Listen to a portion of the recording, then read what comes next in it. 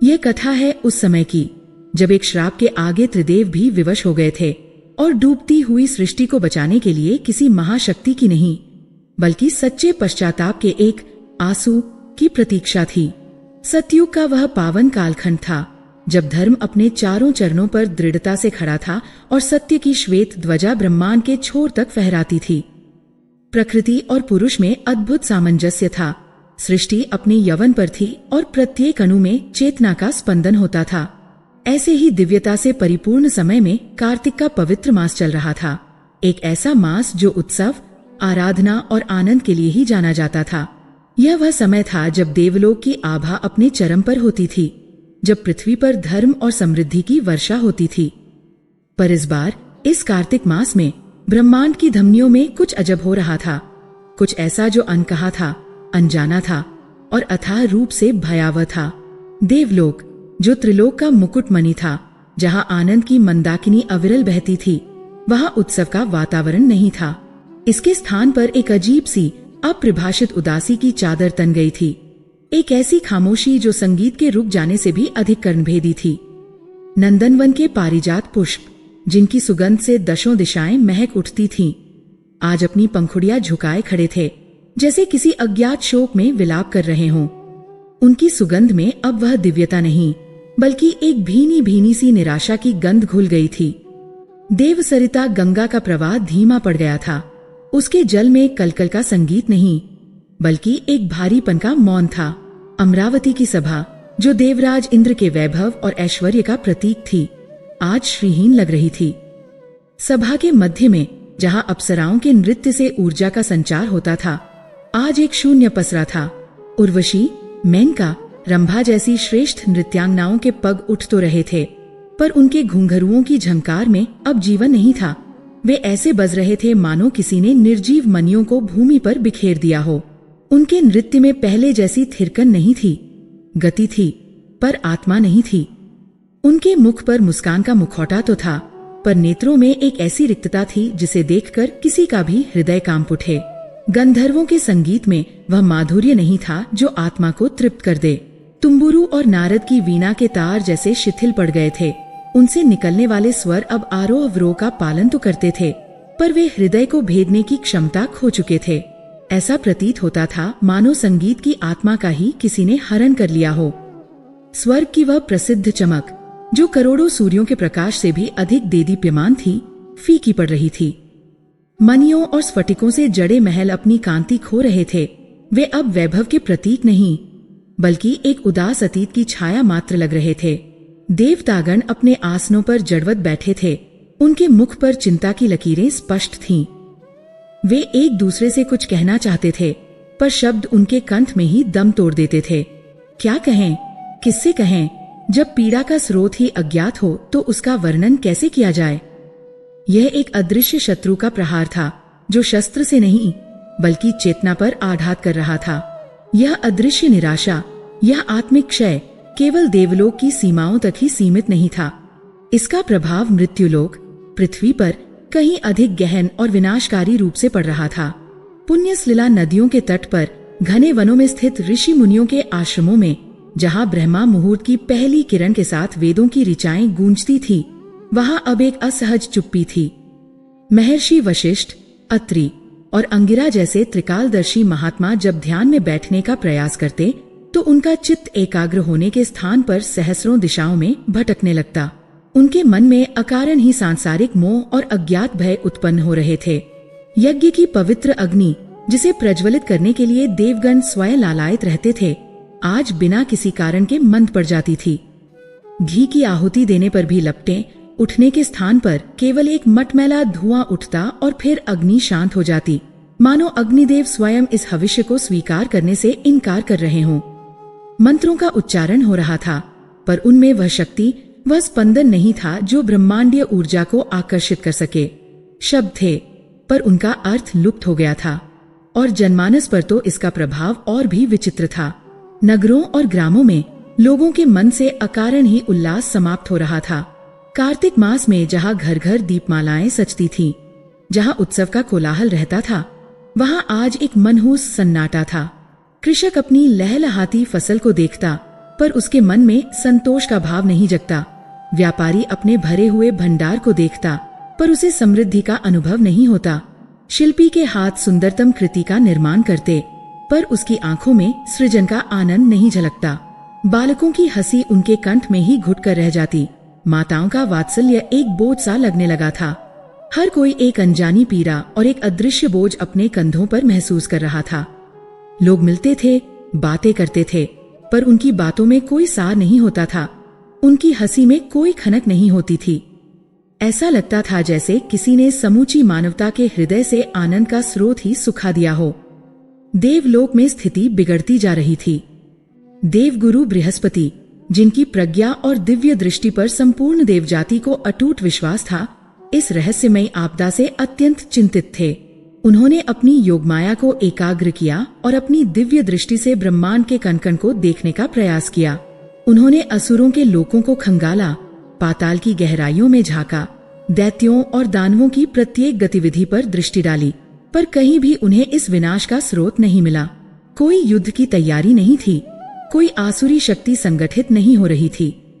अंत में जब उन्होंने सृष्टि के मूल तत्व को देखने का प्रयास किया, तो जो उन्हें दिखा उससे उनका ज्ञानी मस्तक भी चकरा गया। उन्हें कोई आकार, कोई शत्रु, कोई ऊर्जा नहीं दिखाई दी। उन्हें केवल एक गहरा, फैलता हुआ और सब कुछ निगलता हुआ शून्य दिखाई दिया। ये शून्य अंधकार नहीं था। अंधकार तो प्रकाश की अनुपस्थिति मात्र है। यह शून्य तो अस्तित्व की अनुपस्थिति थी। यह एक ऐसा शून्य था जो केवल प्रकाश को ही नहीं, बल्कि भावनाओं को, स्मृतियों को और चेतना के आधार को ही लील रहा था। यह कोई असुरों का आक्रमण नहीं था, यह कोई दैत्य का प्रहार नहीं था, यह उससे भी कई गुना भयानक था। यह सृष्टि के हृदय से आनंद का, रस का और जीवन के अर्थ का ही संपूर्ण हरण था। बृहस्पति समझ गए कि यह भौतिक नहीं, बल्कि एक आध्यात्मिक प्रलय थी। देवराज इंद्र, जो अब तक किसी तरह अपना धैर्य बनाए हुए थे, बृहस्पति के चेहरे पर छाई पराजय और भय की छाया देखकर टूट गए। उनका सिंहासन उन्हें काट खाने को दौड़ रहा था। उनका मुकुट एक भारी शिला की भांति लग रहा था। वे अपने वज्र को देखते, जो पलक झपकते ही पर्वतों को धूल में मिला सकता था, पर आज उन्हें वह एक साधारण धातु के टुकड़े से अधिक कुछ नहीं लग रहा था। उनका भय अब चरम पर था। वे वायु की गति से अपने ऐरावत पर आरूढ़ हुए और सीधे ब्रह्मदेव की सभा की ओर चल पड़े। मार्ग में उन्हें जो कुछ भी दिखा, उसने उनके भय को और भी गहरा कर दिया। आकाश गंगाएं अपनी धुरी पर घूम तो रही थी, पर उनकी गति में वह लय नहीं थी। नक्षत्रों का प्रकाश मध्यम और बीमार सा लग रहा था। ब्रह्मांड की लयबद्धता भंग हो रही थी। जब वे सत्यलोक पहुंचे, तो वहां का दृश्य भी भिन्न नहीं था।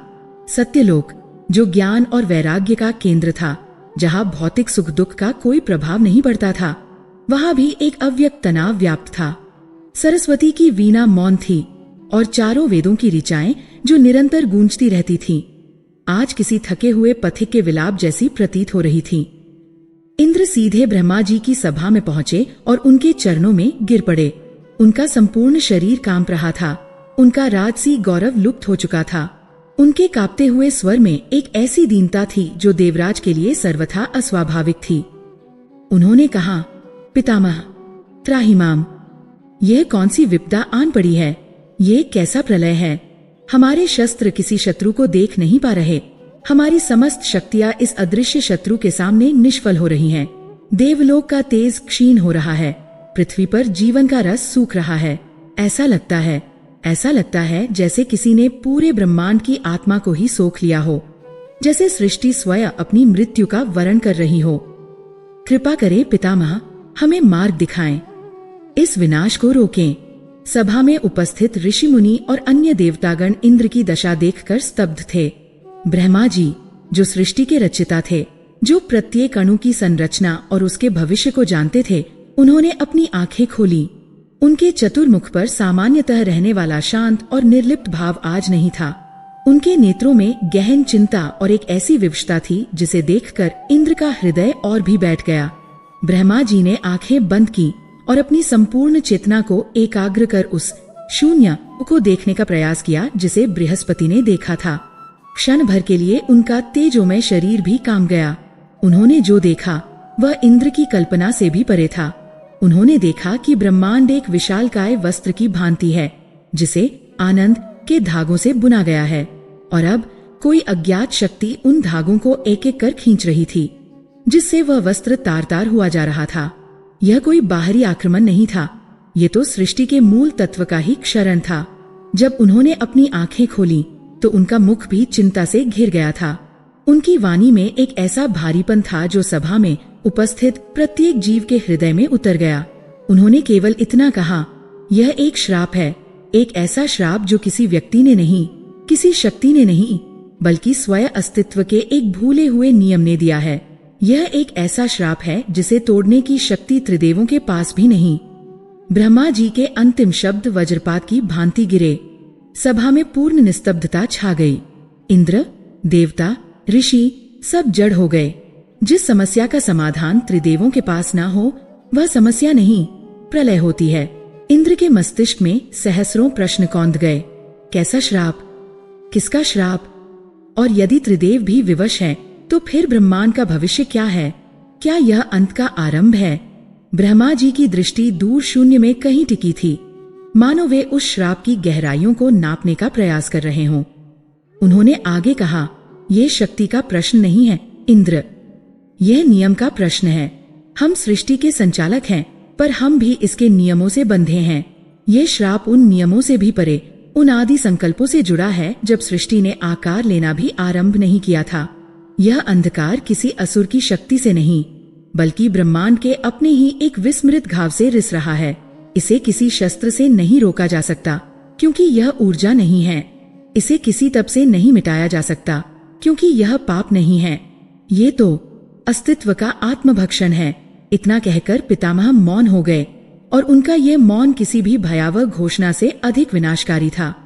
देवलोक से लेकर पृथ्वी तक हर चेतन प्राणी ने अपने भीतर एक और गहरे शून्य को उतरते हुए महसूस किया। आशा की अंतिम किरण भी अब बुझती हुई प्रतीत हो रही थी, और ब्रह्मांड एक अंतहीन, अर्थहीन अंधकार में डूबने के लिए विवश था। ब्रह्मा जी के मौन ने सभा में उपस्थित प्रत्येक जीव के हृदय में भय का एक ऐसा बीज बो दिया था जो अब धीरे धीरे अंकुरित हो रहा था। देवराज इंद्र, जो अब तक केवल भयभीत थे, अब आत्मग्लानि के अथाह सागर में डूब रहे थे। उन्हें आभास हो रहा था कि इस सर्वव्यापी विनाश के सूत्र कहीं न कहीं उनसे जुड़े हुए हैं। पितामह ने अपनी गंभीर दृष्टि सभा पर डाली, जो इंद्र के झुके हुए मस्तक पर आकर टिक गई। उनकी वाणी में अब सृष्टि के रचयिता का ज्ञान नहीं, बल्कि एक व्यथित पिता का दुख प्रतिध्वनित हो रहा था। उन्होंने बताना आरंभ किया, और उनके प्रत्येक शब्द ब्रह्मांड के उस घाव को कुरेद रहे थे जिससे ये निराशा का विष रिस रहा था। देवताओं, ब्रह्मा जी ने कहा, यह विपदा किसी आसुरी शक्ति की देन नहीं, यह कालचक्र का कोई स्वाभाविक परिणाम है। ये तुम्हारे और विशेषकर तुम्हारे राजा इंद्र के अहंकार का प्रत्यक्ष और ज्वलंत परिणाम है। नियति के विधान में प्रत्येक कर्म का प्रतिफल निश्चित होता है, और आज संपूर्ण ब्रह्मांड देवराज इंद्र के एक क्षण के अहंकार का फल भोग रहा है। यह सुनकर सभी देवताओं ने आश्चर्य और अविश्वास से इंद्र की ओर देखा। इंद्र ने अपना मस्तक और भी झुका लिया। उनका देवत्व जैसे भूमि में समा जाना चाहता था। ब्रह्मा जी ने अपनी कथा को विस्तार देना आरंभ किया, और उनकी वाणी के साथ सत्यलोक का वातावरण बदलने लगा। सभा में उपस्थित सभी को ऐसा प्रतीत हुआ मानो वे काल में पीछे जा रहे हों, उस क्षण में जब यह विनाशकारी बीज बोया गया था। आज से कुछ समय पूर्व की बात है। ब्रह्मा जी ने कहा, जब पृथ्वी पर सत्य और धर्म का प्रकाश अपने चरम पर था। पुण्य सलिला नर्मदा के तट पर एक अत्यंत सिद्ध और शांत वन में महर्षि आनंद भैरव अपनी घोर तपस्या में लीन थे। वे कोई साधारण ऋषि नहीं थे। उनका जन्म ही सृष्टि के एक विशेष प्रयोजन के लिए हुआ था। उन्होंने सहस्रों वर्षों तक केवल इस एक संकल्प के साथ तप किया था कि वे अपने तपोबल से ब्रह्मांड के कण-कण में, प्रत्येक जीव की चेतना में आनंद के तत्व को स्थापित करेंगे।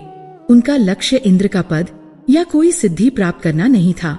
उनका एकमात्र लक्ष्य सृष्टि के हृदय से दुख के लेश मात्र अंश को भी मिटा देना था। ब्रह्मा जी के वर्णन के साथ ही देवताओं के मानस पटल पर वह दृश्य साकार हो उठा।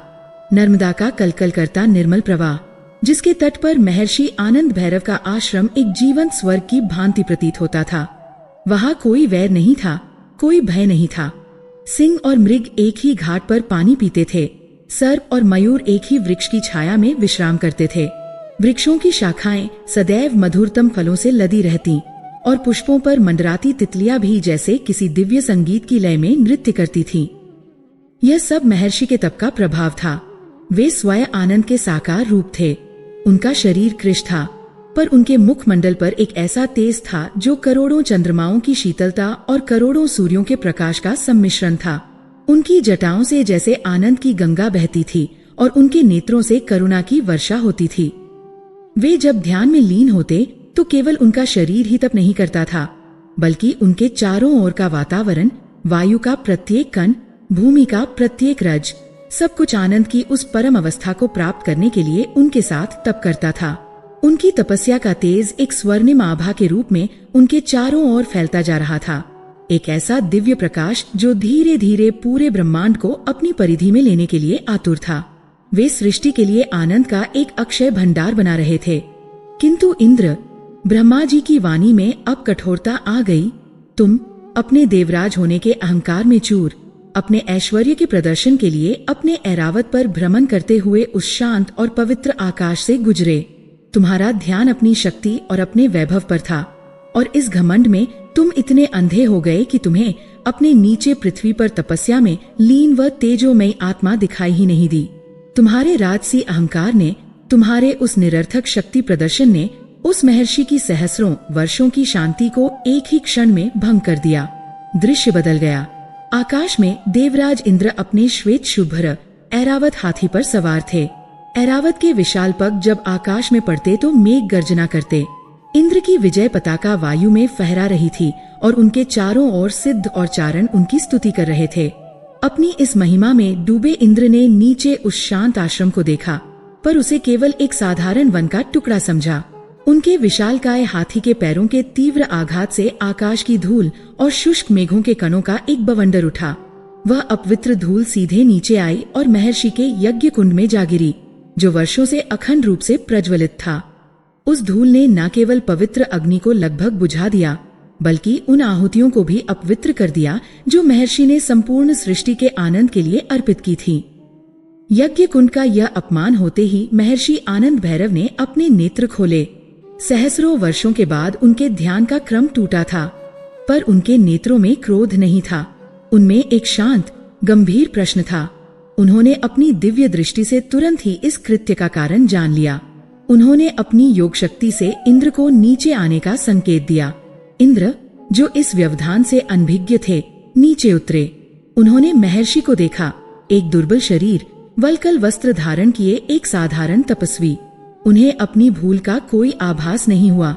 महर्षि ने अत्यंत शांत स्वर में कहा, ब्रह्मा जी बताते गए, हे देवराज, क्या आपको अपने पद का इतना अहंकार हो गया है कि आपको एक तपस्वी की शांति और एक यज्ञ की पवित्रता का भी ध्यान नहीं रहा? आपके इस कृत्य ने मेरी वर्षों की साधना में विघ्न डाला है। पर इंद्र, तुमने उनकी शांति को उनका भय समझा। तुमने उन्हें एक साधारण तपस्वी समझकर उनका उपहास किया। तुमने अट्टहास करते हुए कहा, हे तपस्वी, मैं देवों का राजा इंद्र हूँ। ये संपूर्ण आकाश मेरा विचरण क्षेत्र है। मेरे मार्ग में आना स्वयं एक अपराध है। तुम्हें तो मेरा आभारी होना चाहिए कि मेरे ऐरावत के चरणों की धूल से तुम्हारा ये निर्जन स्थान पवित्र हो गया। जाओ, अपना काम करो और देवराज के कार्यों में बाधा मत डालो। यह सुनकर इंद्र का सिर, जो पहले से ही झुका हुआ था, अब जैसे उनके धड़ में ही धंस गया। उन्हें अपने शब्द किसी विष बुझे बाण की तरह अपने ही कानों में चुभ रहे थे। ब्रह्मा जी ने आगे कहा, तुम्हारे मुख से निकले अहंकार के ये शब्द उस शांत ज्वालामुखी के लिए अंतिम आघात थे। तुम्हारे उसी अहंकार से आहत होकर उस परम आनंद के उपासक महर्षि आनंद भैरव के भीतर का भैरव जाग उठा। उनके मुख से अब करुणा नहीं, बल्कि प्रलय की ज्वाला फूट रही थी। उन्होंने अपनी सहस्रों वर्षों की तपस्या से अर्जित उस संपूर्ण आनंद की ऊर्जा को, उस समस्त सकारात्मक बल को एक ही क्षण में संकुचित किया और उसे एक महाविनाशक श्राप में बदल दिया। उनका शांत शरीर कांपने लगा। उनकी आंखों से अग्नि की लपटें निकलने लगी। नर्मदा का प्रवाह रुक गया। वायु ने बहना बंद कर दिया और सूर्य पर जैसे ग्रहण लग गया। उन्होंने अपने कमंडल से जल लिया और आकाश की ओर देखते हुए गर्जना की, हे अहंकारी इंद्र, और तुम्हारे जैसे सत्ता के मद में चूर समस्त देवताओं, जिस आनंद को तुम अपना सहज जन्म सिद्ध अधिकार समझते हो और जिसका तुम पग पग पर अपमान करते हो, मैं आनंद अब उसी आनंद को इस पूरी सृष्टि से, इसके कण-कण से, इसके चेतन और अचेतन प्रत्येक रूप से छीनता हूँ। आज से, इस क्षण से, जब तक इस ब्रह्मांड में अहंकार का एक भी कण, एक भी विचार शेष है, तब तक कोई भी प्राणी सच्चे आत्मिक सुख का अनुभव नहीं कर पाएगा। सब कुछ होगा, संपदा होगी, स्वास्थ्य होगा, सौंदर्य होगा, शक्ति होगी, पर आनंद नहीं होगा। हृदय में सदैव एक रिक्तता रहेगी, एक शून्य रहेगा। आत्मा सदैव अतृप्त और अशांत रहेगी। यह मेरा श्राप है और इसे त्रिकाल में कोई बदल नहीं सकता। यह कहकर ब्रह्मा जी की आवाज भर्रा गई। महर्षि रुके नहीं। वे जानते थे कि इतने बड़े श्राप को ब्रह्मांड में स्थापित करने के लिए एक ऐसी ऊर्जा की आहुति चाहिए जो स्वयं में असीमित हो। इसलिए उन्होंने अपने ही शरीर की आहुति देने का निश्चय किया। वे वहीं पद्मासन में बैठ गए और अपनी योग अग्नि को प्रज्वलित किया। एक क्षण के भीतर ही उनका भौतिक शरीर धू धू कर जलने लगा, पर यह अग्नि बाहर नहीं, भीतर की ओर जल रही थी। उनकी देह भस्म नहीं हो रही थी, वह उस महाशून्य में विलीन हो रही थी जिसे उन्होंने स्वयं रचा था। उन्होंने अपने श्राप को स्वयं की आत्मा का ईंधन देकर अजर, अमर और अखंड बना दिया। जब तक उनकी योग अग्नि शांत हुई, तब तक वहां उनके शरीर का कोई चिन्ह शेष नहीं था। केवल एक प्रतिध्वनि ब्रह्मांड में गूंज रही थी, आनंद नहीं होगा, आनंद नहीं होगा। कथा समाप्त हुई। ब्रह्म सभा में पत्थर की मूर्तियों जैसा सन्नाटा था। अब देवताओं को समझ आया कि यह विपदा इतनी गहरी और असाध्य क्यों है।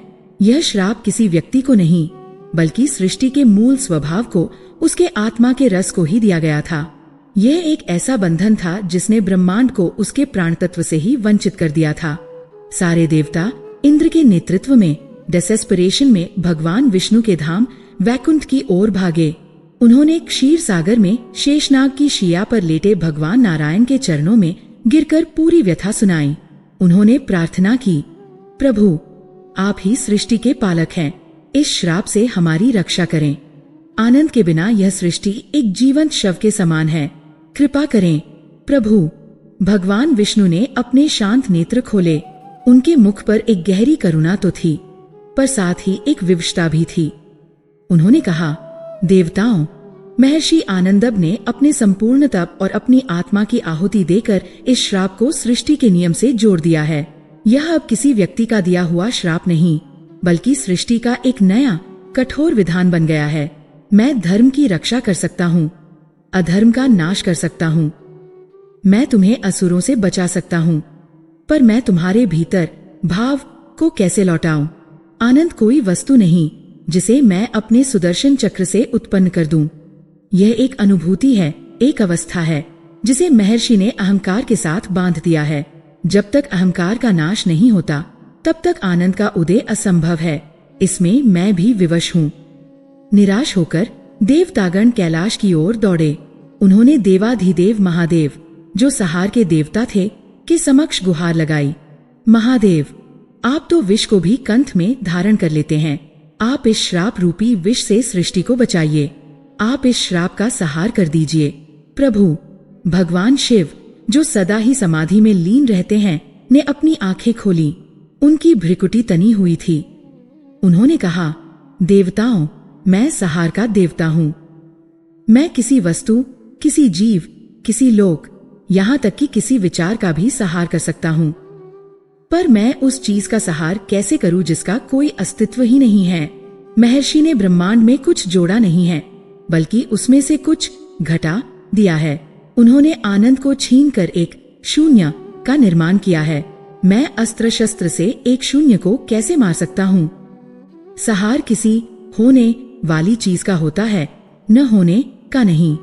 यह श्राप अब सृष्टि की वास्तविकता का एक अंग है। इसे नष्ट करने का अर्थ होगा सृष्टि के उस अंग को ही नष्ट कर देना। त्रिदेवों से अपनी असमर्थता का स्पष्ट उत्तर पाकर देवताओं के पैरों तले से जैसे धरती खिसक गई। आशा की जो अंतिम किरणें थीं, वे भी अब बुझ चुकी थीं। वे समझ चुके थे कि वे एक ऐसे अनंत कारावास में बंदी हो चुके हैं जहां दीवारें नहीं हैं, बस आनंद की अनुपस्थिति है। इंद्र का अहंकार एक ऐसा अपराध बन चुका था जिसका दंड संपूर्ण सृष्टि को एक अनंत काल तक भुगतना था। ब्रह्मांड अब एक स्वर्ण पिंजरे के समान था, जिसमें सब कुछ था सिवाय उड़ने की स्वतंत्रता और आकाश के आनंद के। त्रिदेवों की सभा से लौटकर आए देवताओं की दशा उस सेना जैसी थी जो अपना सर्वस्व हार चुकी हो। वैकुंठ की आशा और कैलाश का विश्वास दोनों ही जब टूटकर बिखर गए तो उनके धैर्य का अंतिम बांध भी टूट गया। वे जानते थे कि अब कोई चमत्कार नहीं होगा, कोई दैवीय हस्तक्षेप नहीं होगा। उन्हें और इस समस्त सृष्टि को महर्षि आनंद भैरव के श्राप के साथ ही जीना होगा, एक ऐसे जीवन में जहां सांस तो चलेगी पर जीवन का उत्सव नहीं होगा। ब्रह्मांड धीरे धीरे पर निश्चित रूप से एक रसहीन, भावहीन और उद्देश्यहीन स्थान बनता जा रहा था। यह परिवर्तन किसी प्रलय की भांति आकस्मिक नहीं था, बल्कि एक असाध्य रोग की तरह था जो धीरे धीरे सृष्टि की आत्मा को खोखला कर रहा था। समय बीतने लगा, दिन, मास और वर्ष अपनी गति से गुजरते रहे, पर अब काल की गणना का कोई अर्थ नहीं रह गया था। सूर्यदेव प्रतिदिन अपने रथ पर आरूढ़ होकर आकाश की परिक्रमा करते थे, पर उनके प्रकाश में अब वह ऊष्मा नहीं थी जो जीवन का संचार करती है। उनकी किरणें पृथ्वी पर पड़ती तो थीं, पर वे केवल वस्तुओं को दृश्यमान बनाती थी, उनके भीतर के सौंदर्य को उजागर नहीं कर पाती थी। चंद्रदेव अपनी 16 कलाओं के साथ रात के अंधकार को चीरते थे, पर उनकी चांदनी में वह शीतलता और मादकता नहीं थी जो कवियों को कल्पना और प्रेमियों को सांत्वना देती है। वह बस एक फीका, पांडुर प्रकाश था जो रात्रि के सूनेपन को और भी भयावह बना देता था। पवनदेव बहते थे, पर उनके झोंकों में फूलों की सुगंध को बिखेरने या किसी थके हुए पथिक को सहलाने का भाव नहीं था। वे बस वायु का एक स्थान से दूसरे स्थान पर जाना मात्र था। वरुण देव के सागर में लहरें उठती थीं, पर उनमें गर्जना और उल्लास के स्थान पर एक अंतहीन विलाप का शोर था। प्रकृति अपने समस्त नियमों का पालन कर रही थी, पर उसकी हर क्रिया एक यंत्रवत गतिविधि बनकर रह गई थी, जिसमें से प्रयोजन और आनंद का तत्व पूरी तरह लुप्त हो चुका था। देवलोक की दशा तो और भी दयनीय थी। कल्प वृक्ष के नीचे खड़े होकर कोई भी देवता अपनी मनचाही वस्तु प्राप्त कर सकता था, पर अब कोई कुछ मांगता ही नहीं था, क्योंकि प्राप्त हुई वस्तु से किसी को सुख का अनुभव ही नहीं होता था। कामधेनु का दूध अमृत के समान था, पर अब उसे पीने पर जिह्वा को कोई स्वाद ही महसूस नहीं होता था। नंदनवन के पुष्प खिलते थे, पर उनकी सुगंध किसी के मन को प्रफुल्लित नहीं कर पाती थी। सब कुछ था, पर कुछ भी नहीं था। यह एक ऐसा स्वर्ण कारागार था जिसकी भव्यता ही कैदियों का सबसे बड़ा उपहास थी। सारे देवता हताश होकर देवराज इंद्र की सभा में नहीं, बल्कि देवगुरु बृहस्पति के शांत किंतु उदास आश्रम में एकत्रित हुए थे। इंद्र का राजसी सिंहासन अब उन्हें चुभता था, इसलिए सभाएं अब अनौपचारिक रूप से ज्ञान और विवेक के केंद्र में होने लगी थीं। पर आज बृहस्पति के ज्ञान का कोष भी रिक्त था। वे वेदों के पन्ने पलटते, शास्त्रों का मंथन करते, पर हर ज्ञान, हर विधान उस एक श्राप के सामने आकर निरर्थक सिद्ध हो जाता। देवतागण मौन बैठे थे, एक दूसरे से कुछ कहने को शब्द नहीं थे। उनके मुख पर पराजय की इतनी गहरी छाप थी कि वे अपनी ही परछाई से भयभीत हो रहे थे। वे समझ नहीं पा रहे थे कि अब क्या किया जाए। महर्षि का श्राप इतना प्रबल था कि उसे कोई भी दिव्य अस्त्र भेद नहीं सकता था। इंद्र ने अपने वज्र का प्रयोग करने का प्रयास किया था, पर वज्र उस शून्य पर कोई प्रभाव नहीं डाल सका। अग्निदेव ने अपनी ज्वाला से उस निराशा को भस्म करना चाहा, पर उनकी अग्नि स्वयं ही ठंडी पड़ गई। कोई भी मंत्र उसे शांत नहीं कर सकता था, क्योंकि वह श्राप अब ब्रह्मांड की धुन का ही एक विरोधी स्वर बन गया था, जिसे निकालने का अर्थ था पूरी धुन को ही नष्ट कर देना। अचानक उस गहन और बोझिल चुप्पी को एक ध्वनि ने भंग किया। यह एक वीणा की ध्वनि थी, पर यह कोई साधारण संगीत नहीं था। इसमें वीणा के सातों स्वर अपनी पूरी शुद्धता के साथ उपस्थित थे। आरोह अवरोह और लय का अद्भुत समन्वय था, पर फिर भी इसे सुनकर किसी के भी हृदय में कोई भाव नहीं जग रहा था। यह एक गणितीय संगीत था, व्याकरण की दृष्टि से उत्तम, पर आत्मा की दृष्टि से मृत। यह ध्वनि उस पूरे ब्रह्मांड का सटीक प्रतिबिंब थी, सुंदर, व्यवस्थित, पर प्राणहीन। सबने ध्वनि की दिशा में देखा। द्वार पर देवर्षि नारद खड़े थे, अपने हाथ में वीणा लिए। उनके मुख पर वही चिरपरिचित मुस्कान थी, पर आज उनकी आंखों में एक गहरी उदासी और करुणा का सागर लहरा रहा था। उनकी वीणा से भी आज आनंद की जगह वही नीरस, यांत्रिक ध्वनि निकल रही थी, मानो वे अपनी वीणा के माध्यम से ही संपूर्ण सृष्टि की व्यथा को अभिव्यक्त कर रहे हों। नारद ने सभा में प्रवेश किया और देवताओं की झुकी हुई मुद्राओं को देखकर कहा, नारायण नारायण। यह देवों की सभा है या पराजित योद्धाओं का शोक शिविर? जिनके कंधों पर त्रिलोक के संचालन का भार है, वे स्वयं ही इस प्रकार मस्तक झुकाए बैठे हैं। क्यों व्यर्थ चिंता करते हो? उनकी इस बात ने जैसे सोए हुए लोगों को झकझोर दिया। वायुदेव ने एक गहरी सांस लेकर कहा, देवर्षि, आप इसे व्यर्थ चिंता कहते हैं। क्या आपको दृष्टिगोचर नहीं हो रहा कि सृष्टि का प्राण तत्व ही नष्ट हो चुका है? हमने पितामह ब्रह्मा से गुहार लगाई, हमने पालक श्रीहरि विष्णु से प्रार्थना की और हमने संहारक महादेव से भी याचना की। जब त्रिदेव ही इस श्राप के समक्ष विवश हैं, तो हम तुच्छ देवता क्या कर सकते हैं? इंद्र ने ग्लानि भरे स्वर में कहा, यह सब मेरे अहंकार का परिणाम है देवर्षि। मेरे पाप का दंड यह समस्त ब्रह्मांड भोग रहा है। अब कोई मार्ग शेष नहीं है। नारद मुस्कुराए, एक ऐसी रहस्यमयी मुस्कान जो उनके होठों पर तो थी, पर आंखों की करुणा को भेद नहीं पा रही थी। वे सभा के मध्य में आए और अपनी वीणा को एक ओर रख दिया। उन्होंने कहा, मार्ग कभी बंद नहीं होते देवराज। बस अहंकार और निराशा की धूल हमारी दृष्टि को धुंधला कर देती है। जब सारी बड़ी शक्तियां विफल हो जाती हैं, जब सारे ज्ञान और बल काम नहीं आते, जब तर्क और विधान समाप्त हो जाते हैं, तब उस शक्ति को याद करना चाहिए जो इन सब से परे भी है और इन सब के आरंभ में भी है। उस शक्ति को जो हर कार्य के आरंभ में पूजी जाती है।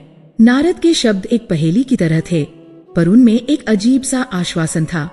बृहस्पति ने अपनी आंखों से प्रश्न किया, हे देवर्षि, आप स्पष्ट कहें, ऐसी कौन सी शक्ति है जो त्रिदेवों से भी बढ़कर हमारी सहायता कर सकती है? इंद्र ने अधीरता से पूछा, देवर्षि, आप किसकी बात कर रहे हैं? हमने तो समस्त ज्ञात शक्तियों का आवाहन करके देख लिया है। नारद मुस्कुराए और इस बार उनकी मुस्कान उनकी आंखों तक पहुंची। तुम सबने एक बहुत बड़ी, एक मूलभूत भूल की है देवताओं। तुम्हारी समस्या क्या है? तुम्हारे मार्ग में एक विघ्न आ गया है, एक ऐसा विघ्न जिसने सृष्टि के आनंद के प्रवाह को रोक दिया है। और इस विघ्न को हटाने के लिए तुम किसके पास गए? पालक के पास, संहारक के पास और रचिता के पास। तुमने एक पर्वत को हटाने के लिए तलवार का, सागर को सुखाने के लिए एक पात्र का और आकाश को नापने के लिए अपने कदमों का प्रयोग किया है। तुमने गलत समस्या के लिए गलत समाधान खोजा। तुमने त्रिदेवों को याद किया जो सृष्टि के व्यवस्थापक हैं। तुमने समस्त देवगणों को याद किया जो उस व्यवस्था के अंग हैं।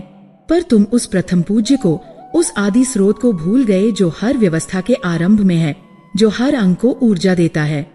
तुम उसे भूल गए जो हर विघ्न का, चाहे वह कितना भी बड़ा क्यों न हो, हरण कर लेते हैं। तुम सब उस विघ्नहर्ता को भूल गए। जैसे ही नारद के मुख से विघ्नहर्ता शब्द निकला, पूरी सभा में जैसे बिजली कौंध गई। एक क्षण के लिए समय रुक गया। वह एक शब्द नहीं, बल्कि एक मंत्र था, एक बीज था जिसने निराशा की बंजर भूमि पर आशा का पहला अंकुर फोड़ दिया था। सभी देवताओं की आंखों में, जो अब तक बुझी हुई राख के ढेर के समान थी, एक हल्की सी, बहुत ही हल्की सी चमक कौंधी। इंद्र ने अपना सिर उठाया, बृहस्पति की तनी हुई भौहें शिथिल हुई और वरुण देव के नेत्रों से, जो अब तक सूखे पड़े थे, आशा के 2 बिंदु छलक पड़े। उन्हें अपनी भूल का एहसास हुआ, एक ऐसी भूल जो इतनी सरल और इतनी स्पष्ट थी कि उस पर किसी का ध्यान ही नहीं गया। वे उस शक्ति को ही भूल गए थे जिसे वे स्वयं किसी भी यज्ञ, किसी भी अनुष्ठान, किसी भी युद्ध या किसी भी नए कार्य के आरंभ से पहले पूजते थे।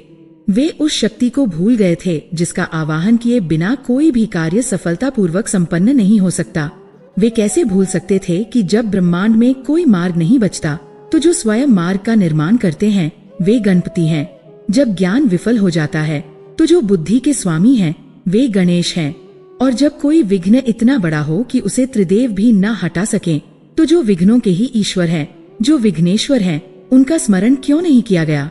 यह आत्मग्लानि का एक नया, पर इस बार सकारात्मक क्षण था।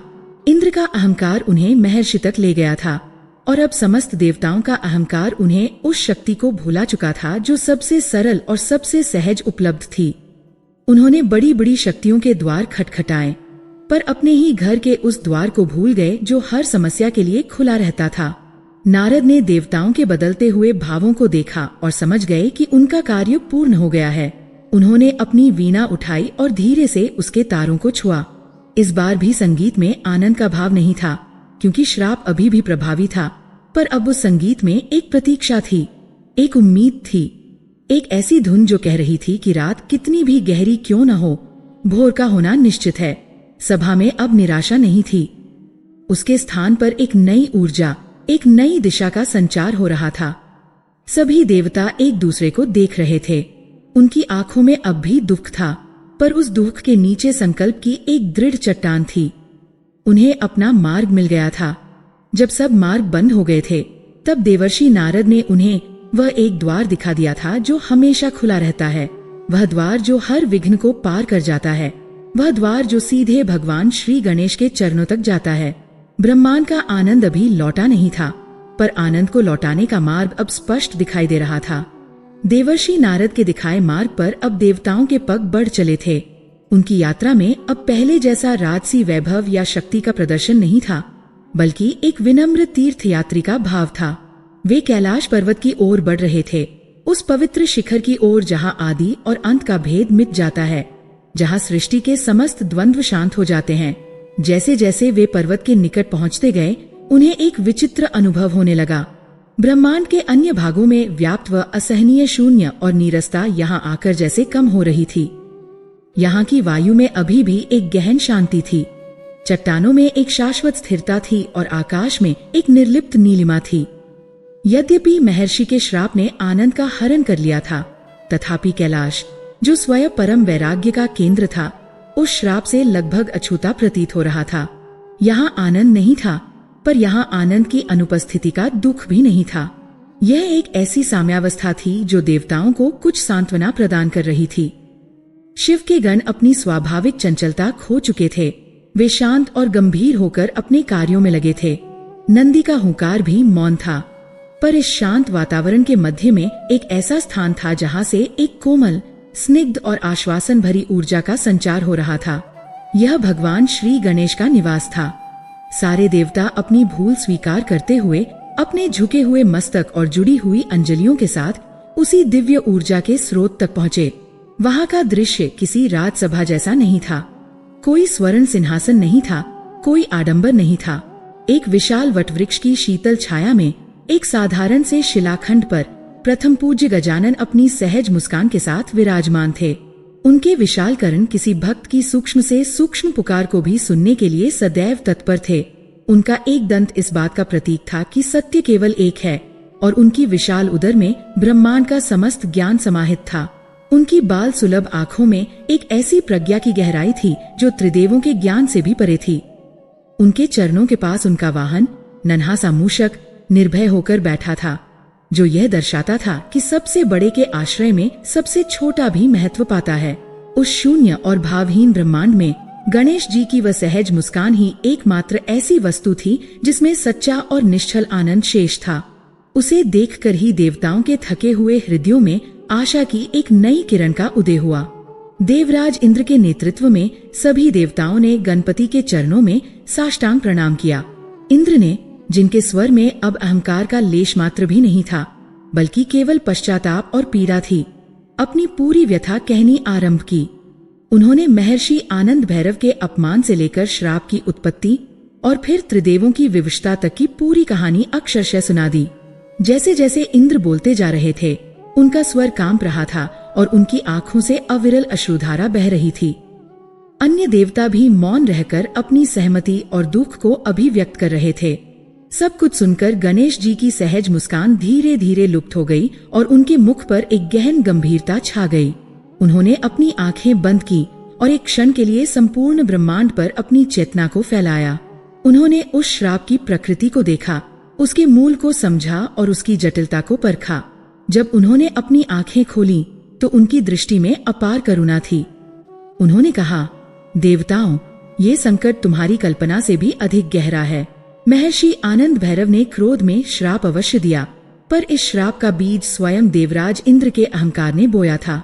ये श्राप अहंकार से जन्मा है और इसका निवारण केवल समर्पण से हो सकता है। गणेश जी ने आगे समझाया, अहंकार चेतना पर पड़ी एक कठोर परत के समान है जो उसे ब्रह्मांडीय आनंद के स्रोत से मिलने नहीं देती। इंद्र के अहंकार ने उस परत को इतना मोटा और अभेद्य बना दिया कि आनंद का प्रवाह पूरी तरह रुक गया। महर्षि का श्राप तो बस उस व्यक्तिगत रुकावट को सार्वभौमिक बनाने का एक माध्यम मात्र था। इसलिए शस्त्रों का प्रयोग यहाँ व्यर्थ है। तुम किसी शस्त्र से अपने ही अहंकार को कैसे काट सकते हो? इसके लिए एक विशेष अनुष्ठान करना होगा, एक ऐसी प्रक्रिया जो इस ब्रह्मांड में आज से पहले कभी नहीं हुई। ये सुनकर सभी देवताओं ने एक साथ हाथ जोड़ दिए।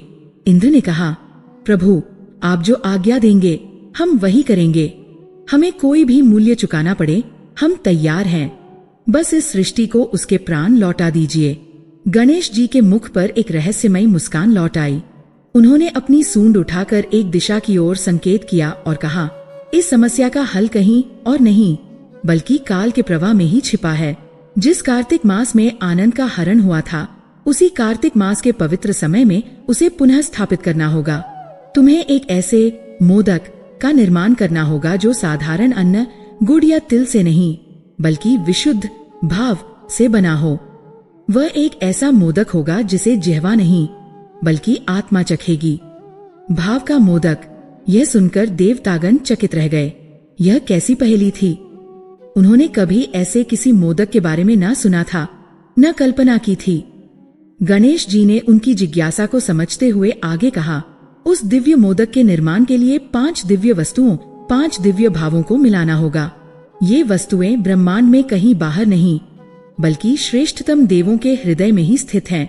देवता उत्सुकता से अपनी श्वास रोककर सुनने लगे। गणेश जी ने अपनी पहली उंगली उठाते हुए कहा, पहली वस्तु मेरी माता जगदम्बा पार्वती के हृदय का निश्चल निस्वार्थ वात्सल्य। वह वात्सल्य जो वे अपने पुत्रों के लिए ही नहीं बल्कि संपूर्ण सृष्टि के लिए रखती हैं। वात्सल्य सृष्टि का मूल भाव है और इस मोदक का आधार वही बनेगा। वह सृजन की वह ऊष्मा है जो श्राप के विनाशकारी शीत का प्रतिकार करेगी। उन्होंने अपनी दूसरी उंगली उठाई। दूसरी वस्तु पालक श्रीहरि विष्णु की स्थिरता। यह ब्रह्मांड श्राप के कारण अपनी धुरी खो चुका है, चंचल और उद्देश्यहीन हो गया है। भगवान विष्णु की योग निद्रा वाली स्थिरता ही वह आधार है जो इस चंचल ब्रह्मांड को थाम सकती है। यह स्थिरता उस मोदक को आकार और दृढ़ता प्रदान करेगी ताकि वह भावों के सागर में विलीन न हो जाए। फिर उन्होंने अपनी तीसरी उंगली उठाई। तीसरी वस्तु मेरे पिता देवाधिदेव महादेव का परम वैराग्य। ये सुनकर तुम्हें आश्चर्य हो सकता है, पर आनंद का सबसे बड़ा शत्रु आसक्ति ही है। सच्चा आनंद किसी वस्तु को पाने में नहीं बल्कि पाने और खोने के भाव से मुक्त हो जाने में है। महादेव का वैराग्य ही वह शुद्ध करने वाली अग्नि है जो इस मोदक से तुम्हारे स्वार्थ और फल की इच्छा को भस्म कर देगी, ताकि यह अनुष्ठान सृष्टि के लिए हो, तुम्हारे अपने सुख के लिए नहीं। गणेश जी ने अपनी चौथी उंगली उठाते हुए कहा, चौथी वस्तु सूर्य देव का दिव्य तेज। यह सृष्टि अंधकार में नहीं बल्कि ऊर्जाहीनता में डूब गई है। सूर्य देव का तेज केवल प्रकाश नहीं बल्कि प्राण ऊर्जा का स्रोत है। उनका यही तेज इस भाव मोदक में प्राणों का संचार करेगा, उसे एक जड़ विचार से एक जीवंत शक्ति में परिवर्तित करेगा। 4 असंभव लगने वाली वस्तुओं के बारे में सुनकर ही देवतागण चिंता में पड़ गए थे। माता पार्वती से वात्सल्य का सार मांगना, भगवान विष्णु से उनकी स्थिरता का अंश लेना, महादेव के वैराग्य को छूना और सूर्य देव के तेज को धारण करना, ये सब उनके सामर्थ्य से परे लग रहा था। पर वे जानते थे कि इसके अतिरिक्त कोई और उपाय नहीं है। और 5वीं और सबसे महत्वपूर्ण वस्तु। इतना कहकर गणेश जी एक क्षण के लिए चुप हो गए। उनकी चुप्पी ने सभा में एक गहन बेचैनी भर दी। पहली 4 वस्तुएं तो दिव्य थीं, पर उन्हें प्राप्त करने का एक मार्ग था। यह 5वीं वस्तु क्या हो सकती है जो इन सबसे भी अधिक महत्वपूर्ण है? देवताओं की बेचैनी बढ़ गई। इंद्र ने कांपते हुए हाथों से पुनः प्रश्न किया, प्रभु कृपा कर हमें बताएं, वह 5वीं सबसे महत्वपूर्ण वस्तु क्या है? गणेश जी मुस्कुराए और उनकी उस मुस्कान में संपूर्ण ब्रह्मांड का रहस्य छिपा था। उन्होंने अपनी दृष्टि सीधे देवराज इंद्र की आंखों में डाली और बोले, 5वीं वस्तु है श्राप देने वाले महर्षि आनंद भैरव के प्रति तुम्हारे और विशेषकर तुम्हारे मन का सच्चा, निश्चल और पूर्ण पश्चाताप। यह वाक्य वज्रपात से भी अधिक शक्तिशाली था। देवतागण जहाँ थे वहीं जड़ हो गए। उन्हें लगा था कि उन्हें किसी दुर्लभ मणि, किसी दिव्य औषधि या किसी खोए हुए अस्त्र की खोज में जाना होगा, पर यह अंतिम वस्तु तो किसी बाहरी लोक में नहीं, बल्कि उनके अपने ही हृदय की गहराइयों में छिपी थी, और उसे खोजना किसी भी बाहरी वस्तु को खोजने से लाख गुना अधिक कठिन था। गणेश जी ने समझाया, पश्चाताप केवल अपनी गलती मान लेना नहीं होता इंद्र। सच्चा पश्चाताप तब होता है जब तुम उस व्यक्ति की पीड़ा को अनुभव कर सको जिसे तुमने कष्ट दिया है। तुम्हें महर्षि आनंद भैरव के सहस्रों वर्षों के तप को, उनके सृष्टि के प्रति प्रेम को, और फिर अपने अपमान से उपजी उनकी गहन पीड़ा को अपने हृदय में अनुभव करना होगा। जब तुम्हारे हृदय से उनके प्रति क्रोध या भय का लेश मात्र भी अंश मिट जाएगा और केवल शुद्ध करुणा और अपनी भूल का गहरा दुख शेष रह जाएगा, तभी वह सच्चा पश्चाताप उत्पन्न होगा और वही इस मोदक की आत्मा बनेगा। उसके बिना पहली 4 दिव्य वस्तुएं भी केवल निष्प्राण तत्व ही रहेंगी। गणेश जी का उपदेश समाप्त हो चुका था। देवताओं के सामने अब मार्ग स्पष्ट था, पर वह मार्ग फूलों की सेज नहीं बल्कि अंगारों का पथ था। उन्हें 4 महानतम देवों से उनके भावों का सार प्राप्त करना था, और उससे भी कठिन अपने शत्रु के प्रति अपने हृदय में करुणा और पश्चाताप को जन्म देना था। यह एक ऐसा अनुष्ठान था जिसमें शक्ति, बल या अधिकार की नहीं, बल्कि केवल विनम्रता, समर्पण और आत्मशुद्धि की आवश्यकता थी। देवताओं ने एक दूसरे को देखा। उनकी आंखों में भय भी था और एक दृढ़ संकल्प भी। वे समझ गए थे कि ब्रह्मांड के आनंद को लौटाने की यह यात्रा वास्तव में उनके अपने भीतर की यात्रा है। गणेश जी का रहस्यमय उपदेश सुनकर देवतागण एक क्षण के लिए स्तब्ध रह गए। उनके सामने एक ऐसा मार्ग था जिसकी उन्होंने कभी कल्पना भी नहीं की थी। यह किसी युद्ध का मार्ग नहीं था, न ही किसी तपस्या का। यह तो भावों को एकत्रित करने की एक ऐसी यात्रा थी जो असंभव प्रतीत हो रही थी। वे एक दूसरे का मुंह देखने लगे। उनकी आंखों में एक ही प्रश्न था, यह कैसे संभव होगा? माता पार्वती, जो स्वयं शक्ति का रूप है, उनके हृदय से वात्सल्य का सार कैसे प्राप्त होगा? भगवान विष्णु, जो योग निद्रा में लीन रहकर सृष्टि का संतुलन साधते हैं, उनकी स्थिरता का अंश कैसे मिलेगा? और देवाधिदेव महादेव, जिनके वैराग्य की कल्पना मात्र से ही बड़े बड़े सिद्ध काम जाते हैं, उनसे वैराग्य का कण मांगना तो मृत्यु को निमंत्रण देने जैसा था। पर अब उनके पास कोई और विकल्प भी नहीं था।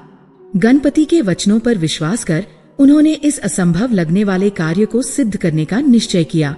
अपनी यात्रा के प्रथम चरण में वे सभी देवता पुनः कैलाश पर माता पार्वती के समक्ष पहुँचे।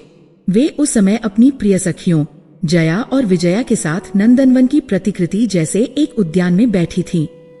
उनके चारों ओर का वातावरण प्रेम और सौंदर्य से परिपूर्ण था, पर सृष्टि में व्याप्त आनंद के अभाव का प्रभाव उन पर भी था।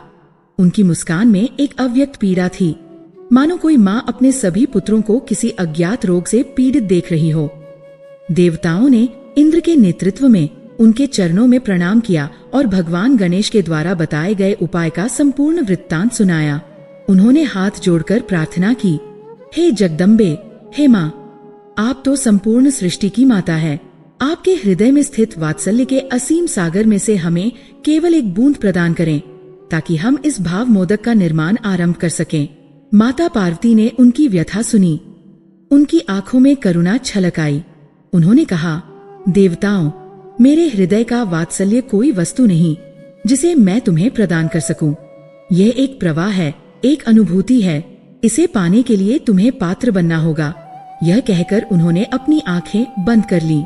उन्होंने अपने भीतर उस शुद्ध निस्वार्थ प्रेम का ध्यान किया जो वे अपने पुत्रों गणेश और कार्तिकेय के लिए रखती थीं। उन्होंने उस प्रेम का विस्तार कर उसमें समस्त सृष्टि के जीवों को समाहित कर लिया। उनके हृदय से एक तीव्र स्वर्णिम प्रकाश फूट पड़ा। वह प्रकाश इतना कोमल और स्निग्ध था कि सूर्य का तेज भी उसके समक्ष फीका पड़ जाए। धीरे धीरे वह प्रकाश संघनित होकर एक सुनहरे अश्रु जैसे अंश के रूप में उनके हाथ पर आ टिका। उन्होंने वह दिव्य अंश इंद्र की ओर बढ़ाया और कहा, यह मेरे वात्सल्य का सार है, इसे संभाल कर रखना। जैसे ही इंद्र ने उस अंश को अपने हाथों में लिया, सभी देवताओं ने एक क्षण के लिए अपने भीतर उसी दिव्य प्रेम और सुरक्षा का अनुभव किया, मानो वे सब अपनी माँ की गोद में लौट आए हों। उनके भीतर की निराशा एक पल के लिए दूर हो गई। उन्होंने उस सुनहरे अंश को एक मनिजड़ित पात्र में सहेज लिया। अब वे दूसरे चरण के लिए वैकुंठ धाम की ओर चले। क्षीर सागर के मध्य में शेषनाग की शिया पर भगवान विष्णु विराजमान थे। उनके चारों ओर की हर वस्तु अपनी सटीक व्यवस्था में थी, पर उस व्यवस्था में अब कोई जीवंतता नहीं थी। लक्ष्मी जी उनके चरण दबा रही थीं, पर उनके मुख पर भी चिंता की छाया थी। देवताओं ने भगवान विष्णु को प्रणाम कर उन्हें भी गणेश जी की योजना से अवगत कराया और उनसे उनकी स्थिरता का एक अंश प्रदान करने की प्रार्थना की। भगवान विष्णु, जो त्रिकालदर्शी थे, सब कुछ पहले से ही जानते थे। उन्होंने अपनी मंद मुस्कान के साथ कहा, देवताओं, ब्रह्मांड की स्थिरता किसी एक स्थान पर केंद्रित नहीं है, वह तो धर्म के पालन में निहित है। मैं तुम्हें अपनी स्थिरता का सार अवश्य दूंगा। उन्होंने अपनी दृष्टि क्षीर सागर के अथाह जल पर डाली। जहाँ उनकी दृष्टि पड़ी, वहाँ सागर का जल पूरी तरह स्थिर हो गया। उसमें एक भी लहर नहीं थी। उस शांत जल के गर्भ से एक अद्भुत, अद्वितीय नीले रंग का कमल धीरे धीरे ऊपर उठा। उस कमल की प्रत्येक पंखुड़ी पर ब्रह्मांड के नियम अंकित थे और उसके रंग में एक ऐसी गहराई थी जिसे देखकर बड़े से बड़ा चंचल मन भी स्थिर हो जाए। भगवान विष्णु ने कहा, यह नील कमल मेरी स्थिरता का प्रतीक है। जब तक ये तुम्हारे पास है, तुम्हारे मन की चंचलता और सृष्टि का असंतुलन तुम्हें प्रभावित नहीं कर पाएगा। देवताओं ने अत्यंत श्रद्धा से उस नीले कमल को ग्रहण किया और उसे भी अपने पात्र में रख लिया। तीसरा कार्य सबसे कठिन था। उन्हें महादेव से उनके वैराग्य का अंश प्राप्त करना था। वे भय और संकोच के साथ कैलाश के उस भाग में पहुंचे जहां शिव श्मशान में समाधि लगाए बैठे थे। चारों ओर चिताओं की भस्म थी। वातावरण में एक गहन और भयावह शांति थी। महादेव एक शिला पर पद्मासन में बैठे थे। उनके नेत्र बंद थे और उनका शरीर निश्चल था। वे इतने गहरे ध्यान में थे कि उनके लिए सृष्टि के होने या न होने का कोई अर्थ ही नहीं था। कोई भी देवता उनके समीप जाने का साहस नहीं कर पा रहा था। बहुत देर तक प्रतीक्षा करने के बाद इंद्र ने अपना मुकुट उतारा, अपने समस्त राजसी चिन्हों का त्याग किया और एक साधारण भक्त की भांति उनके समक्ष भूमि पर बैठ गए। वे कुछ बोले नहीं, बस मौन रहकर प्रतीक्षा करने लगे। युग बीत गए, पर महादेव का ध्यान भंग नहीं हुआ। अंत में इंद्र के धैर्य और विनम्रता को देखकर महादेव ने अपने त्रिनेत्र को किंचित मात्र खोला। उस नेत्र से कोई ज्वाला नहीं, बल्कि एक शीतल प्रकाश निकला। उन्होंने इंद्र की याचना को बिना शब्दों के ही समझ लिया। उन्होंने कुछ कहा नहीं, बस अपने मस्तक पर लगी भस्म पर अपनी एक उंगली फेरी। उनकी उंगली के स्पर्श से भस्म का एक अति सूक्ष्म कण अलग होकर धीरे धीरे नीचे गिरने लगा। इंद्र ने तुरंत अपनी अंजुली आगे बढ़ा दी। जैसे ही वह कण उनकी अंजुली में गिरा, उन्हें ऐसा लगा मानो उन्होंने पूरे ब्रह्मांड का भार उठा लिया हो। उस एक कण में इतनी निर्लिप्तता थी, इतनी अनासक्ति थी कि एक क्षण के लिए इंद्र के मन से देवराज होने का भाव, स्वर्ग का मोह और आनंद को पुनः पाने की इच्छा, सब कुछ शून्य हो गया। वे एक ऐसी परम शांति की अवस्था में पहुंच गए जहां कोई सुख नहीं था, कोई दुख नहीं था, केवल शुद्ध अस्तित्व था। बड़ी कठिनाई से उन्होंने स्वयं को संभाला और उस भस्म कण को पात्र में रखा। चौथी वस्तु के लिए वे सूर्यदेव के लोक पहुंचे। सूर्यदेव अपने रथ पर सवार ब्रह्मांड को आलोकित कर रहे थे, पर उनके चेहरे पर वही पुरानी ऊर्जा और उल्लास नहीं था। जब देवताओं ने उनसे उनके तेज का एक अंश मांगा तो वे चिंतित हो गए। उन्होंने कहा, देवताओं, मेरा तेज प्रलयंकारी है, उसका एक छोटा सा अंश भी सब कुछ भस्म कर सकता है। तब देवगुरु बृहस्पति ने निवेदन किया, हे दिनकर, हमें आपके दोपहर का प्रचंड तेज नहीं, बल्कि आपकी उषाकाल की वह प्रथम किरण चाहिए जो अंधकार को चीरकर जीवन का संदेश देती है। सूर्यदेव मान गए। उन्होंने अपनी समस्त ऊर्जा को एकाग्र किया और अपनी सहस्रों किरणों में से एक दिव्य जीवनदायिनी किरण को अलग किया। वह किरण किसी अस्त्र की भांति नहीं, बल्कि एक कोमल पुष्प की भांति देवताओं के पात्र में समाहित हो गई। चारों दिव्य वस्तुएं तो मिल गईं। माता पार्वती का वात्सल्य, भगवान विष्णु की स्थिरता, महादेव का वैराग्य और सूर्यदेव का तेज। पात्र में वे चारों दिव्य भाव अलग अलग अपनी पूरी महिमा के साथ चमक रहे थे। पर पांचवी सबसे महत्वपूर्ण वस्तु कहाँ से लाते? सच्चा पश्चाताप। इंद्र और अन्य सभी देवताओं ने एक पवित्र स्थान पर बैठकर ध्यान लगाया। उन्होंने अपनी आंखें बंद की और महर्षि आनंद भैरव के साथ हुए उस दुर्भाग्यपूर्ण क्षण को याद करने का प्रयास किया। इंद्र ने अपने मन को समझाने का बहुत प्रयास किया। हाँ, मुझसे भूल हुई। मुझे एक तपस्वी का अपमान नहीं करना चाहिए था। वे मन ही मन दोहराते रहे। उन्होंने महर्षि से क्षमा मांगने का अभिनय किया, पर यह सब केवल ऊपरी स्तर पर था। उनके मन के किसी गहरे अंधकारपूर्ण कोने में अब भी यह अहंकार फुसफुसा रहा था कि गलती तो मेरी थी, पर वे भी तो एक महर्षि थे। उन्हें इतना कठोर श्राप नहीं देना चाहिए था। उन्हें देवताओं के राजा को क्षमा कर देना चाहिए था। जब तक मन में यह किंतु परंतु था, तब तक पश्चाताप सच्चा कैसे हो सकता था? उनका पश्चाताप अपनी गलती के बोझ से नहीं, बल्कि उस गलती के परिणाम से मिले कष्ट के कारण था। यह पश्चाताप नहीं, केवल स्वार्थ से भरी एक विवशता थी। जब घंटों के प्रयास के बाद भी उनके हृदय से पश्चाताप का एक भी सच्चा भाव नहीं जन्मा, तो वे विफल होकर लज्जा से सिर झुकाए पुनः भगवान गणेश के पास लौटे। उन्होंने अपने पात्र को गणेश जी के चरणों में रख दिया और कहा, प्रभु, हम चारों दिव्य भाव तो ले आए, पर हम स्वयं अपने ही भीतर के भाव को उत्पन्न करने में असमर्थ हैं। हम सच्चा पश्चाताप नहीं कर पा रहे हैं। हमारा अहंकार हमें ऐसा करने से रोक रहा है। ये सुनकर गणेश जी पहले की तरह ही मुस्कुराए, मानो वे ये पहले से ही जानते थे। उन्होंने कहा, मैंने कहा था ना, यह अनुष्ठान ब्रह्मांड में पहले कभी नहीं हुआ। सच्चा पश्चाताप तब होता है जब तुम अपने पद और शक्ति को भूलकर केवल एक भक्त बन जाते हो, जब तुम स्वयं को कर्ता मानना छोड़ देते हो। तुम्हारा देवत्व ही तुम्हारा सबसे बड़ा बंधन है। इसका उपाय क्या है प्रभु? इंद्र ने पूछा। तब गणेश जी ने वह अंतिम और सबसे गहरा रहस्य बताया। तुम सब पृथ्वी पर जाओ। मृत्युलोक, जिसे तुम हे दृष्टि से देखते हो, वही कर्म भूमि है, वही भक्ति भूमि है। आने वाले कार्तिक मास के कृष्ण पक्ष की चतुर्थी को, जब चंद्रमा अपनी पूर्ण कला में न हो, जो स्वयं अपूर्णता का प्रतीक है, उस दिन तुम सब साधारण मनुष्यों की भांति नदी के तट से अपने हाथों से मिट्टी खोदकर मेरी एक मूर्ति का निर्माण करो। उस दिन तुम अपने देवत्व का, अपनी शक्तियों का और अपने ज्ञान का पूर्ण त्याग कर दो। तुम इंद्र, अग्नि या वायु नहीं, बल्कि केवल मेरे भक्त होगे। जब तुम अपने हाथों से कीचड़ में सनी मिट्टी को आकार दोगे, जब तुम एक साधारण मनुष्य की तरह मेरी पूजा के लिए फूल और दूर्वा खोजोगे, जब तुम अपने समस्त अधिकार और पद भूलकर केवल एक याचक बन जाओगे, तब तुम्हारा अहंकार स्वयं ही उस मिट्टी में गल जाएगा। जब तुम अहंकार शून्य हो जाओगे, तो पश्चाताप तुम्हें करना नहीं पड़ेगा। वह स्वतः ही वर्षा की पहली बूंद की तरह तुम्हारे हृदय में जन्म लेगा। गणेश जी का यह आदेश सुनकर देवताओं की आंखें खुल गईं। उन्हें अब समझ आया कि आनंद की यात्रा बाहर नहीं, अपने ही भीतर थी, और उस यात्रा का आरंभ देवत्व के त्याग और भक्त के जन्म से होना था। वे एक नई किंतु कठिन आशा के साथ पृथ्वी की ओर जाने की तैयारी करने लगे। गणेश जी का अंतिम आदेश एक साथ ही आशा की किरण भी था और अग्नि परीक्षा भी। देवताओं के लिए, जो अपनी दिव्यता और शक्ति के अभ्यस्त थे, अपने ही देवत्व का त्याग कर एक साधारण मनुष्य की भांति पृथ्वी पर जाना, मृत्यु के भय और सीमाओं को स्वीकारना एक अकल्पनीय चुनौती थी। पर अब उनके पास इसके अतिरिक्त कोई मार्ग शेष नहीं था।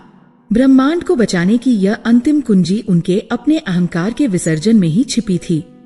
दृढ़ संकल्प के साथ इंद्र सहित सभी प्रमुख देवता पृथ्वी पर आने के लिए तैयार हुए। उन्होंने अपने भव्य मुकुट उतारे, अपने दिव्य शस्त्रों को त्यागा और अपने तेजोमय शरीरों को एक साधारण नश्वर मानव देह में परिवर्तित कर लिया। जब उन्होंने देवलोक की सीमाओं को लांघा, तो पहली बार उन्होंने अपनी शक्तियों के बिना अस्तित्व में होने का अनुभव किया। ये एक भयावह और साथ ही एक विनम्र कर देने वाला अनुभव था। वे पृथ्वी पर उस स्थान पर उतरे जहाँ से किसी समय पुण्य सलिला नर्मदा बहती थी, उसी क्षेत्र में जहाँ महर्षि आनंद भैरव ने तप किया था, ताकि कर्म का चक्र वहीं पूरा हो जहाँ से वह आरंभ हुआ था। कार्तिक मास के कृष्ण पक्ष की चतुर्थी का दिन था। वह तिथि जिसे आज हम संकष्टी चतुर्थी के नाम से जानते हैं। आकाश में चंद्रमा अपनी पूर्ण कला में नहीं था, मानो वह भी देवताओं के इस अपूर्ण और विनम्र प्रयास का साक्षी बनने आया हो। वातावरण में एक हल्की सी शीतलता थी। देवताओं ने, जो अब मानव रूप में थे, पहली बार उस शीत को अपनी त्वचा पर अनुभव किया। उन्हें पहली बार धरती की कठोरता अपने नंगे पैरों के नीचे चुभी। उन्होंने नदी का जल पिया तो उन्हें अपनी प्यास बुझने की साधारण सी अनुभूति हुई, जो उनके लिए सर्वथा नई थी। गणेश जी की आज्ञा के अनुसार उन्होंने पूजा के लिए स्थान तैयार करना आरंभ किया। इंद्र, जिनके एक इशारे पर मेघ बरसते थे, आज अपने हाथों से भूमि को गोबर से लीप रहे थे। अग्निदेव, जिनकी ज्वाला से यज्ञ प्रदीप्त होते थे, आज सूखी लकड़ियां बीनकर एक छोटी सी धूनी जला रहे थे। पवनदेव, जो ब्रह्मांड में प्राण का संचार करते थे, आज फूंक मारकर उस अग्नि को प्रज्वलित करने का प्रयास कर रहे थे और धुएं से उनकी आंखों में आंसू आ रहे थे। उन्होंने नदी के तट पर जाकर अपने हाथों से मिट्टी खोदी। वह चिकनी गीली मिट्टी जब देवराज इंद्र के हाथों से लगी तो उन्हें अपने राजसी गौरव और उस मिट्टी की विनम्रता के बीच का अंतर समझ आया। उन्होंने कोई दिव्य कला का प्रयोग नहीं किया। अपने अनाड़ी कांपते हुए हाथों से उन्होंने उस मिट्टी को गूंथकर भगवान गणेश की एक बाल सुलभ मूर्ति का निर्माण किया। वह मूर्ति किसी कुशल शिल्पी की कृति नहीं थी। वह टेढ़ी मेढ़ी और अपरिष्कृत थी, पर उसमें उन सभी देवताओं के हृदय का संपूर्ण समर्पण और उनकी अंतिम आशा समाहित थी। उन्होंने अपने राजसी वस्त्र और आभूषण तो पहले ही त्याग दिए थे। अब उन्होंने एक साधारण भक्त की भांति व्रत का संकल्प लिया। उन्होंने पास के वन से स्वयं फूल और दूर्वा की पत्तियां तोड़ी। पूजा के लिए उन्होंने किसी स्वर्ण पात्र का प्रयोग नहीं किया, बल्कि एक पत्ते के दोने का उपयोग किया। जब संध्या हुई और चंद्रमा आकाश में उदित हुआ, तब उन्होंने उस मिट्टी की मूर्ति के समक्ष बैठकर एक साधारण मनुष्य की भांति भगवान गणेश का ध्यान किया। उनके कंठ से अब वेदों की वे शक्तिशाली ऋचाएं नहीं निकल रही थीं, जो ब्रह्मांड को कंपा देती थीं, बल्कि एक सरल हृदय से निकली प्रार्थना के टूटे फूटे शब्द निकल रहे थे। हे गजानन, हे विघ्नहर्ता, हम अज्ञानी हैं, हम अहंकारी थे, हम पर कृपा करो, सृष्टि पर कृपा करो। जैसे जैसे उनकी पूजा गहन होती गई, उनका मैं भाव, उनका देवत्व का अहंकार धीरे धीरे उस मिट्टी की मूर्ति के प्रति समर्पण में विलीन होता गया। वे भूल गए कि वे इंद्र हैं या अग्नि हैं या वरुण हैं। उन्हें बस इतना याद रहा कि वे एक असहाय भक्त हैं जो अपने ईश्वर से याचना कर रहे हैं। और उसी क्षण जब अहंकार पूरी तरह शून्य हो गया, जब उनके चित्त में अपने पद, अपनी शक्ति और अपने अपमान का कोई विचार शेष नहीं रहा, तब इंद्र के हृदय में महर्षि आनंद भैरव का चित्र उभरा। पर इस बार उस चित्र में कोई क्रोधित श्राप देने वाला तपस्वी नहीं था। इस बार इंद्र ने उस महर्षि की सहस्रों वर्षों की साधना को देखा। उन्होंने सृष्टि के प्रति उनके अगाध प्रेम को देखा और फिर उन्होंने अपने कटु वचनों से उस पवित्र हृदय पर हुए आघात की पीड़ा को अनुभव किया। पहली बार उन्हें अपनी गलती का नहीं, बल्कि महर्षि की पीड़ा का एहसास हुआ। उन्हें यह बोध हुआ कि उन्होंने केवल एक तपस्वी का अपमान नहीं किया था, बल्कि उन्होंने सृष्टि के आनंद को बढ़ाने के एक महान संकल्प की हत्या की थी। इस गहन और शुद्ध अनुभूति के साथ उनकी आंखों से सच्चे पश्चाताप का एक निर्मल अश्रु निकला। वह आंसू किसी दुख या स्वार्थ का नहीं, बल्कि शुद्ध समानुभूति और आत्मग्लानि का था।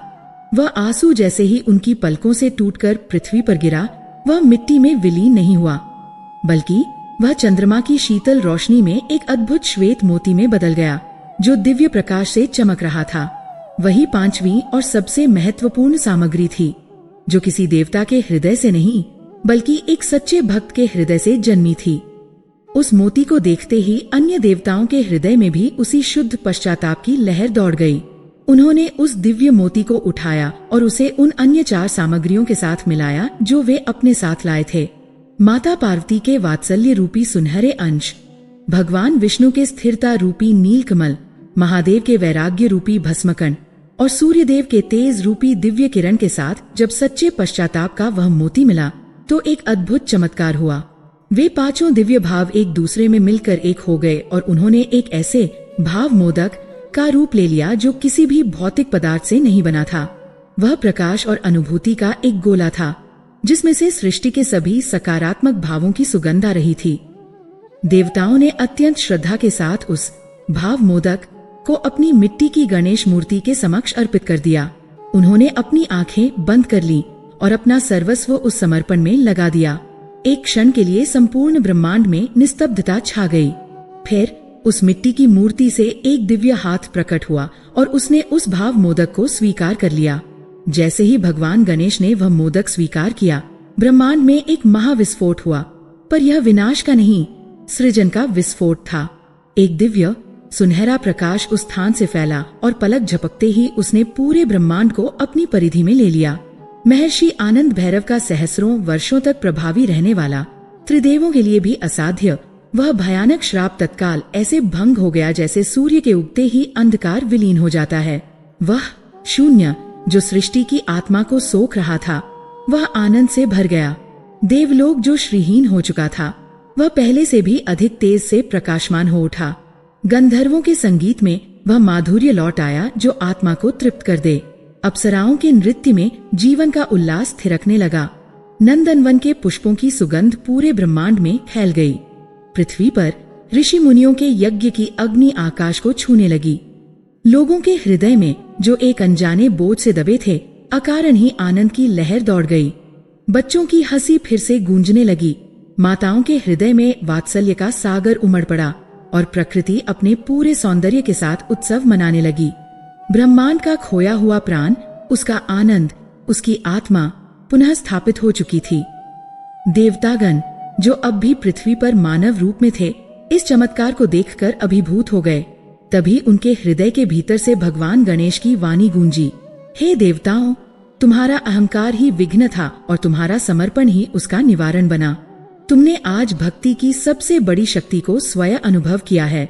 उसी दिन, उस आनंदमयी क्षण में भगवान गणेश ने ये वरदान दिया, आज के बाद पृथ्वी पर कार्तिक मास में जो कोई भी भक्त, विशेषकर इस कृष्ण पक्ष की चतुर्थी को, जिसे अब संकष्टी चतुर्थी के नाम से जाना जाएगा, सच्चे और समर्पित मन से मेरी आराधना करेगा और मेरी इस कथा को, इस आनंद की पुनर्स्थापना की गाथा को सुनेगा या सुनाएगा, उसके जीवन से हर प्रकार का दुख, निराशा और विषाद उसी तरह समाप्त हो जाएगा जैसे आज इस पूरे ब्रह्मांड से हुआ है।